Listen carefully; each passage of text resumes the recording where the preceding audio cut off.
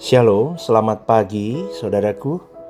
Kita masuk di dalam tema The Powerful Week hari yang kedua dengan judul hari ini The Power of Process.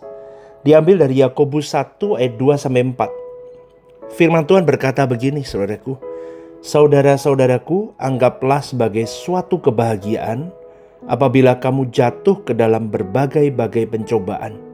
Sebab kamu tahu bahwa ujian terhadap imanmu itu menghasilkan ketekunan. Dan biarkanlah ketekunan itu memperoleh buah yang matang, supaya kamu menjadi sempurna dan utuh dan tak kekurangan suatu apapun.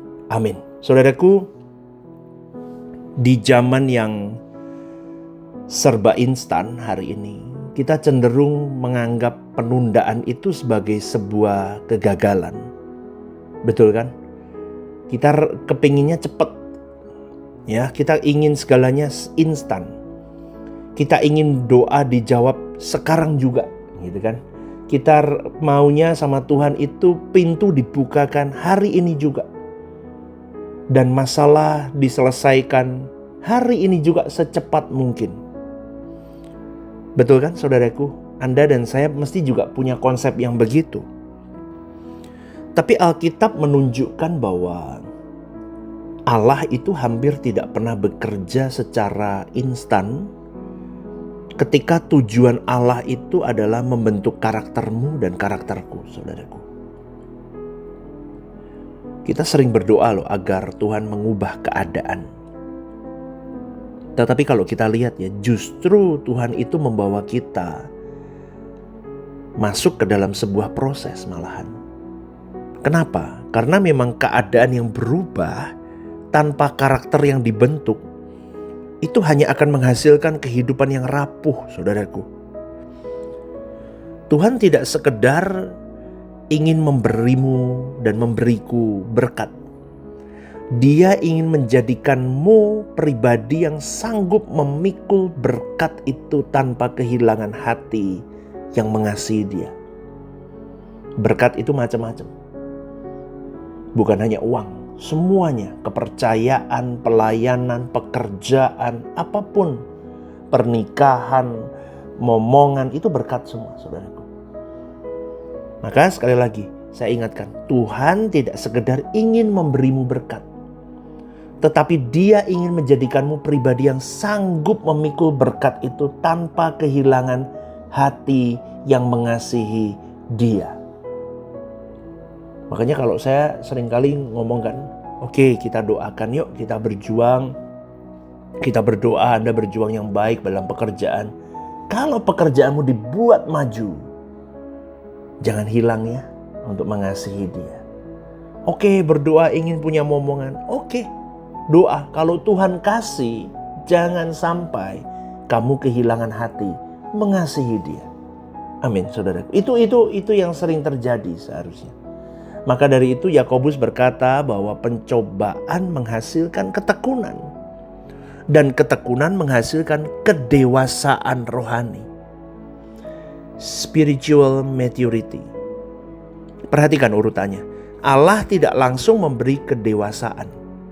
Dia mengizinkan proses yang melahirkan ketekunan dulu.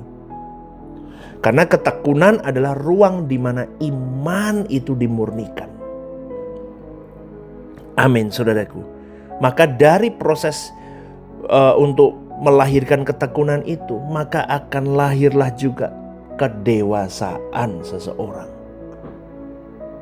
Lihatlah Yusuf, saudaraku. Tuhan telah menunjukkan kepadanya mimpi tentang masa depan yang mulia.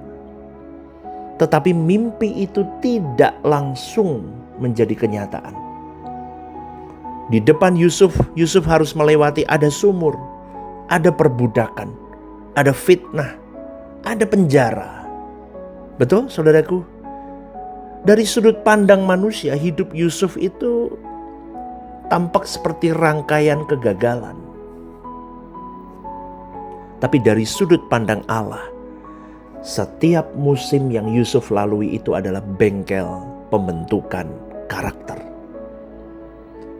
Tuhan sedang menghancurkan kesombongan, melatih kesetiaan, mengajarkan kerendahan hati, dan membangun integritas sebelum mempercayakan tahta kepada Yusuf. Kita lihat juga Daud, saudaraku. Dia diurapi menjadi raja saat masih muda. Tapi bertahun-tahun kemudian dia baru mengenakan mahkota. Dan selama masa penantian itu, Daud belajar bergantung kepada Allah, bukan pada kekuatannya sendiri. Maka boleh saya katakan begini, saudaraku, pengurapan datang dalam sekejap, tetapi pembentukan membutuhkan waktu. Inilah prinsip kerajaan Allah. Tujuan Tuhan bukan hanya membawamu ke tempat yang baru, tetapi menjadikanmu manusia yang baru. Amin, saudaraku. Sebab kalau hati kita tidak berubah, sekalipun keadaan kita berubah, kita tetap akan membawa kelemahan yang sama ke musim kehidupan yang baru. Betul nggak? Coba Anda renungkan kalimat itu. Maka seringkali kita bertanya, Tuhan, mengapa jalanku begitu panjang di padang gurun? Betul. Atau mungkin pertanyaan yang lebih tepat adalah begini, Tuhan, apa yang sedang kau bentuk di dalam diriku di padang gurun kehidupanku ini? Ketika fokus kita bergeser dari kapan proses ini selesai, berubah menjadi apa yang Tuhan mau kerjakan dalam diriku, maka kita mulai melihat bahwa tidak ada satupun air mata yang sia-sia di hadapan Allah. Salib Kristus sendiri mengajarkan bahwa kemuliaan selalu didahului oleh penderitaan, saudaraku. Dan kebangkitan selalu didahului oleh kematian terhadap diri sendiri. Jika anak Allah sendiri tidak menghindari proses, mengapa kau dan saya berharap menjadi serupa dengannya tanpa melewati proses pembentukan itu, saudaraku? Coba renungkan ini. Mungkin hari ini engkau sedang berada di dalam musim hidup yang melelahkan. Tidak ada satu orang pun yang tahu, bahkan kau sendiri dengan Tuhan di dalam malam sunyimu kau menangis di hadapannya. Seakan-akan doa seolah belum dijawab, jalan terasa lambat, buntu. Saya mau kasih tahu saudaraku, jangan buru-buru menyimpulkan bahwa Tuhan meninggalkanmu. Bisa jadi justru saat itu Tuhan sedang mengerjakan pekerjaannya yang paling dalam hidupmu. Saudaraku, mujizat terbesar bukanlah ketika keadaanmu berubah. Tetapi mujizat terbesar itu adalah ketika hatimu diubah. Hatimu diubah semakin serupa Kristus. Katakan amin, saudaraku. Ya, hari ini keadaanmu tidak berubah. Tidak apa-apa selama hatimu berubah. Kau seorang pemenang. Kau seorang yang dahsyat. Kalau kau benar-benar bisa memaknai ada the power of process dalam hidupmu, maka jangan sia-siakan prosesmu, saudaraku. Apa yang sedang Tuhan bangun di dalam dirimu hari ini akan menjadi fondasi bagi apa yang kelak Dia percayakan kepadamu. Karakter selalu lebih penting daripada kenyamanan, dan kekudusan selalu lebih berharga daripada kesuksesan. Maka tanyakan dalam dirimu sekali lagi, saudaraku. Apakah aku hanya meminta Tuhan mengakhiri prosesku, atau aku bersedia dibentuk menjadi pribadi yang semakin serupa dengan Kristus melalui proses itu? Karena ingat baik-baik, Tuhan lebih tertarik membentuk siapa engkau daripada sekedar memberikan apa yang engkau inginkan. Semoga renungan the power of process ini membuka paradigma kita semua. Semoga jadi berkat, saudaraku. Bagikan renungan ini kalau menjadi berkat untukmu. Bagikan kepada teman-temanmu, supaya teman-temanmu pun juga dibangkitkan, dikuatkan, dimenangkan di dalam kebenaran yang murni. Rehoboth Semarang, One Vision, One Heart for Harvesting. Tuhan Yesus memberkati. Shalom, saudaraku yang terkasih di dalam Tuhan. Ada program baru yang bernama Are You Okay? Ini adalah program yang memang diadakan bagi saudara-saudari yang rindu atau ingin didoakan. Mungkin saudara-saudari sedang mengalami pergumulan-pergumulan hidup yang sulit, yang berat, menghadapi masalah-masalah yang tidak mudah.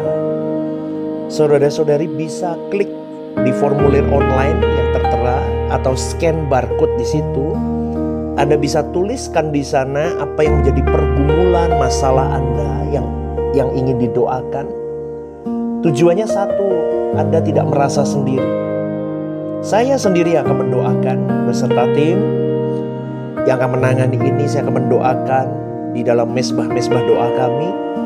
Tujuannya satu, supaya saudara-saudari merasa ada yang support, tidak sendirian berjalan menghadapi beratnya kehidupan. Ini kerinduan saya, kita berbagi kasih secara nyata. Dan kiranya program baru ini bisa menjadi berkat untuk kita semua. Tuhan Yesus memberkati.